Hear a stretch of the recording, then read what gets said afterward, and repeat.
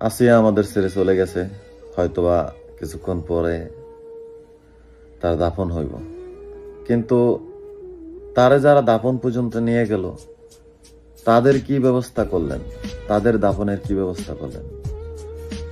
একটা বাচ্চা শিশু দাফন পর্যন্ত নিয়ে গেল নরপিশাচ গুলা। কতই তো চেষ্টা করলো ডাক্তাররা, ফ্যামিলি, বহু মানুষ দোয়া করলো। দেশের এমন কোনো মানুষ নাই যে তার জন্য দোয়া করে নাই, তার জন্য বিচার চাই নাই। বিচার তো দেখতেই পাই না আমরা, হয়তোবা দেখতে পাবো না, আবার হয়তোবা পাবো। কিন্তু কি উচিত ছিল? উচিত ছিল না তার দাফনের আগে, তার চলে যাওয়ার আগে, যারা তাকে দাফন পর্যন্ত পৌঁছাইলো তাদের দাফন করা? যাই হোক, আমাদের এই বাণী, আমাদের এই আর্তনাদ, আমাদের এই বুকের কষ্ট আমরা আপনাদেরকে বুঝাইতে পারবো না।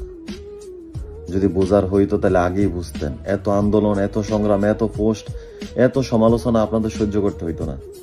কারণ আপনার ফ্যামিলির কেউ না তো আসিয়া। আসিয়া আমাদেরই বোন, আমাদেরই মেয়ে। আসিয়া তো আপনাদের কেউ না। আপনার ফ্যামিলির কেউ যদি হইতো আজকা, বিচার একদিনের ভিতরেই হইতো, অথবা বিচারই হইতো না, গুম হয়ে যাইত, তারা খুঁজেই পাইতাম না।